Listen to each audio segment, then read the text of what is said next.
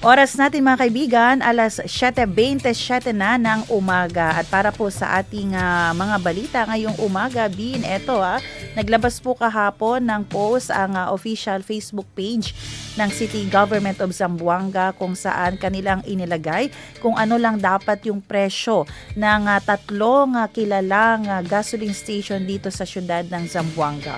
At kanilang inihayag doon na kung makita nyo na sila ay lalampas sa presyo na pinost ng ating city government ay agad i-report sa kinauukulan. So para po sa Shell, kasi ito po yung tatlong identified na minomonitor at dapat ito lang yung presyo ng kanilang gasolina.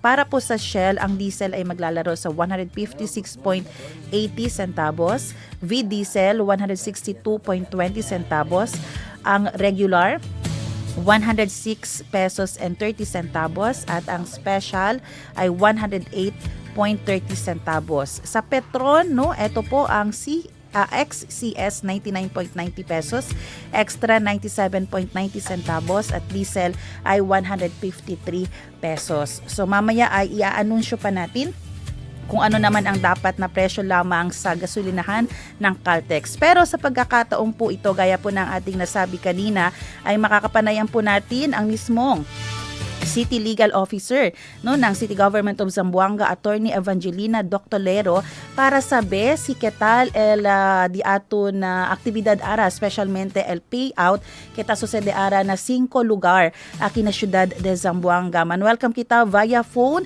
Attorney Evangelina Doctolero. Attorney, good morning. Good morning, ma'am. Yes, good morning, attorney. So, attorney, first of all, ketal el di aton payout denante ta habla tu kumigo. Kaya prinsipya kita nimya kita espera alas 7 del aga.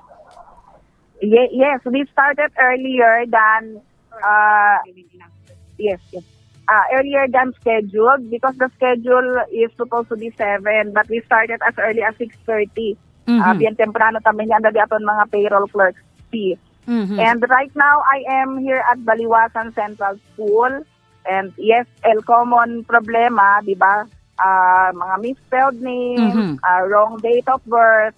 But the drivers are presenting their driver's license. So we are certifying that they are one and the same person. Okay. Kita man address kita, kaya kita help desk. Yes. Amo tamin kali abla de ato na regional director amo sa reason attorney porky kita po ne help desk. Pero attorney, ba di aton lista kayan post kita na City Government of Zamboanga anoche or ayer tarde, amo ya bakal el final list di aton?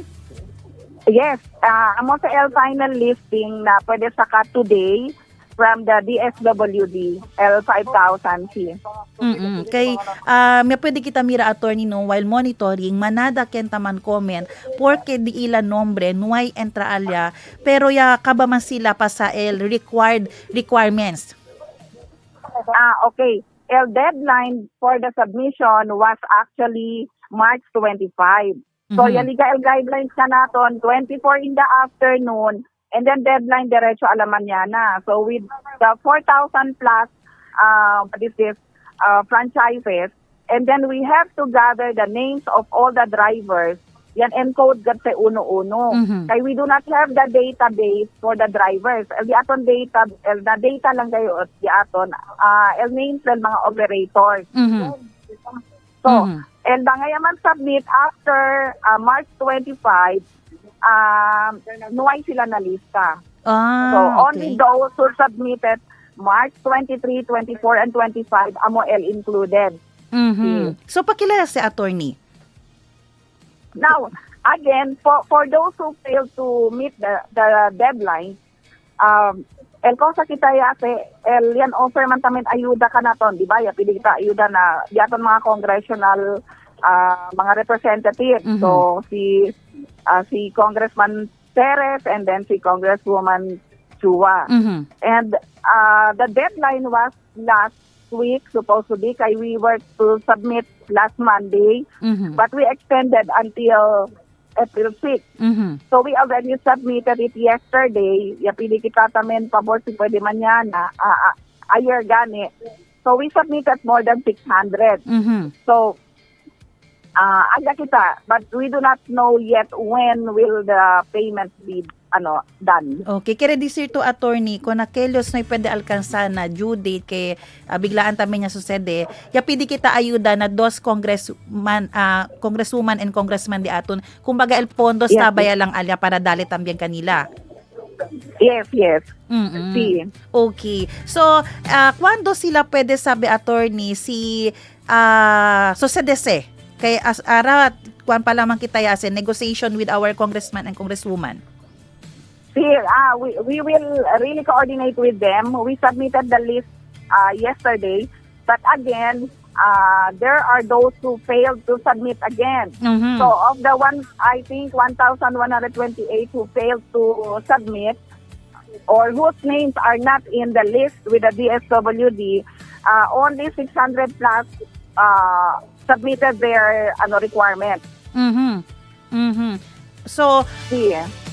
pakilaya kay attorney ni metam sila chance kay failure kal di ila.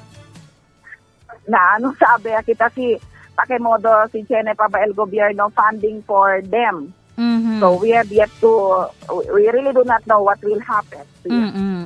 Pero hindi ba attorney di aton office chane taming kita number of tricycle driver and operator aki na syudad de Zamboanga. So noy ba kita kumbaga man match ko nakel? It is very difficult to really get the names of the drivers because they constantly change. Okay, what is constant are the names of the operators. We have that in the database. But for the names of the tricycles, kay amotan reklamo el mga tricycle operators, si manada sa sila violations, kali kay mga 30,000, tadeha sa sila kung nabila operator. So that way, they keep changing. Okay. Difícil. Por eso ganin, kaabla kami.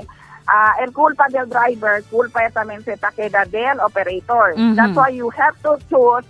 The tuyo driver should really be the disciplined one. Hindi, masingken lang. Gen sabi lang maniham, pwede ako the driver. No. Okay, so si Chene man kita lesson niya sabi yan learn ara amote. Pero attorney, to be sure no, el ken lang ara receive el cash assistance lang driver, hindi el operator. Yes. No. It is intended for the drivers. The guidelines is very clear unless the operator is at the same time the driver. Okay. So attorney LD atun cash payout ara hasta ke orate? Hasta last man standing. Until 5 p.m. Until 5 p.m. So, kosa dito yung apelo, Yes. kung di aton maga-driver, kay may paara alin na pila, tiyan maga-driver tayo tiyan problema, kung na kelyos, ta reklama, porque hindi entraw di ila nombre. Akin mga hindi entrawel nombre, like Aki Ara, Chene Yamira, Elila franchise, I don't know, kay hindi gayat amo. July 2025, Iyoya El Tapirma, NC Konsehal King Umaga. So chene yan present ka namon. Elia firma pa di Attorney Soto. And I cannot believe that Attorney Soto signed that franchise. So hindi yan. So there are things that we have really to fix. So I told them, so their names cannot be included because of this matter. So, chene problema. Hindi updated. LD ila papel. Yes. Dakay. Okay. Yes. Yes. Okay. So, sige, attorney. Hindi kami gracias. Ito yung ora itsempo. Yadali akin na DXAS. God bless you, attorney, Dr. Lero. Okay. Gracias. Okay. Thank you. Sige, sabakay. Oras po natin mga kaibigan, alas 7:36 na ng umaga at yun nga Bino, nakausap natin ang mismong City Legal Officer. Yung dating City Legal Officer kasi ay si Attorney Wendell Soto. Oo. So mahalaga na dapat laging updated ang mga papel bin. Oo, isa rin yan sa mga dahilan, no? So may nangyari din pala na nung March 24, yun yung deadline. So kung hindi nakapasa, ay pwede pa sa LD aton mga tricycle driver kung requirements nila del March 24. So amo kel al rason porque noy kanila pwede man include. So ara resaya tamin kita ondo. Kay pwede kanila dale budget LD aton dos congressman, no, congressman akina dos distrito kay sayang baya ang 5K. Kaya no? nga, oo. Oo, so Malaking tulong din yun, sir, no? marami po ang hindi nakapasa agad. Kaya yung maganda rin dito na lesson din, kasi naalala ako, no, hindi natin minsan hinihintay kailan yung deadline. Mm. Kung may dapat tayong ipasa na requirements, no makita, di ba, Chenebes, ang sinaman tami kita Pinoy, si resilient kita tamen siya kita attitude at last minute, halimbawa yung deadline, March 24, alam kita todo taanda para pasa. So ngayon, kung may bigla ang changes pala na yung mga madidelay ay hindi na, 'di ba? O may ano rin pala yung tax income return natin hanggang April 15. O yung iba baka April 15 también pa man Mag-file. o Mag-submit, mag-apikihan niya. O may mga minsan may mga changes last minute. So wag natin hintayin kailan ang deadline. Kaya katulad nito, hindi ka nasama kung March 25 ka na nag-file Oo, no? or after March 25.